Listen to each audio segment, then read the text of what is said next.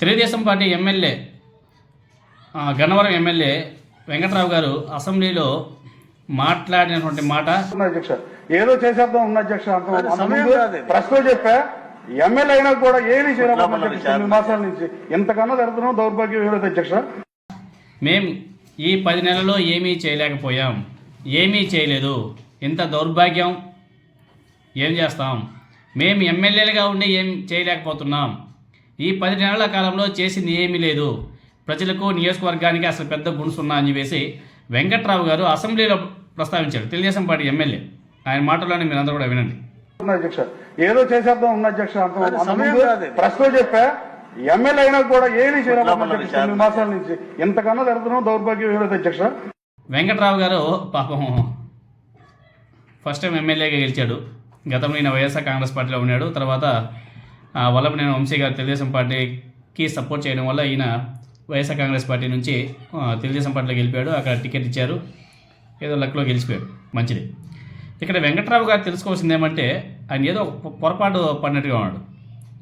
ఈ 9-10 నెలల్లో ఏం చేయలేకపోయామో అని చెప్పేసి బాధపడుతున్నాడు కదా. ఈ 9-10 నెలల కాలంలో ఎందుకు అలా చేయలేకపోతున్నారని చెప్పేసి బాధపడుతున్నారు వెంకట్రావు గారు. ఈ 9 నెలల కాలంలో 1,50,000 కోట్లు అప్పు చేశారు. నెంబర్ 1 పాయింట్, 1,50,000 కోట్లు అప్పు చేశారు మీ కూటమి ప్రభుత్వం. సూపర్ 6 అని చెప్పేసి ఏదైతే మీరు హామీలు ఇచ్చారో హామీలన్నీ కూడా అటకెక్కించేశారు ఈ 10 నెలల కాలంలో. ఈ 10 నెలల కాలంలో కూటమి ప్రభుత్వం ఏమైనా చేసింది ఏమైనా ఉంది అంటే రెడ్ బుక్ రాజ్యాంగం.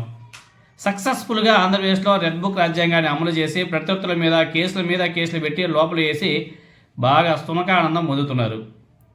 తర్వాత వాలంటీర్లు కంప్లీట్గా పీకేశారు. ఈరోజు అసెంబ్లీలో కూడా ప్రస్తావించారు, వాలంటీర్లు అనేవాళ్ళు లేరు ఆంధ్రప్రదేశ్లో, వాలంటీర్ వ్యవస్థ అనేది లేదు అని చెప్పేసి మంత్రి గారు చాలా స్పష్టంగా చెప్పారు.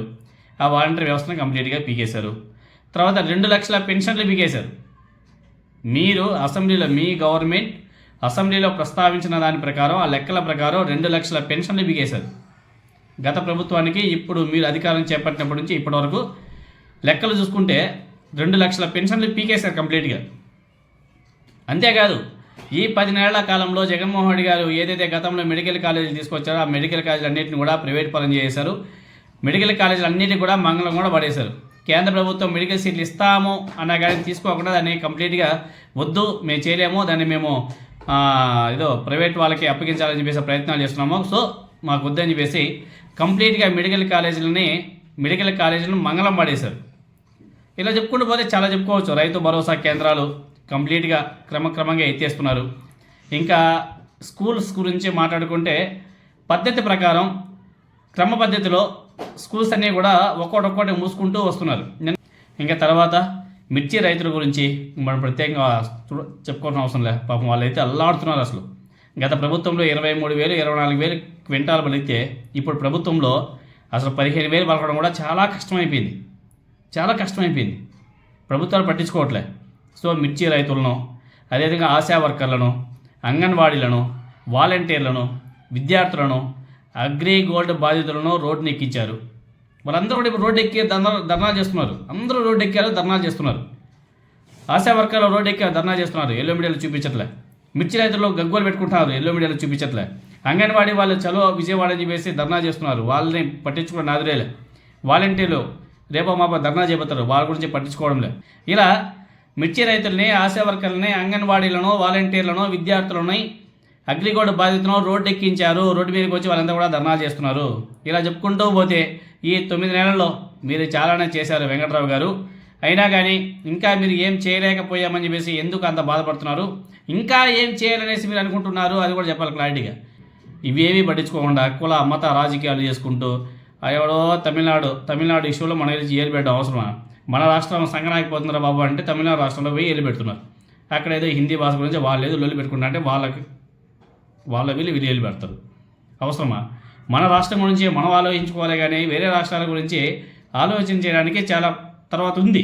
ఫస్ట్ మన రాష్ట్రం సక్సెస్ఫుల్గా డెవలప్డ్ అయిపోతే తర్వాత వేరే రాష్ట్రాలు మనం తలదొచ్చాలా. మన రాష్ట్ర పరిస్థితి ఏ రోజుకి ఆ రోజు అప్పులు చేసే కర్మ వచ్చింది. ఏ రోజుకి ఆ రోజు అప్పులు చేసుకుంటూ పోతున్నాం. ప్రతి మంగళవారం అప్పులు చేసుకుంటూ పోతున్నాం. రాష్ట్ర సంపద జీరో. పెట్రోల్ రేట్లు డీజిల్ రేట్లు ఆకాశం దాగుతున్నాయి. రాష్ట్రంలోనే మన ఏపీ ఆకాశంలో ఉంది రేట్లు చూస్తుంటే. వీళ్ళేమో అధికారంలోకి వచ్చిన తర్వాత తగ్గించేస్తామని చెప్పి ఇప్పటివరకు తగ్గించలే.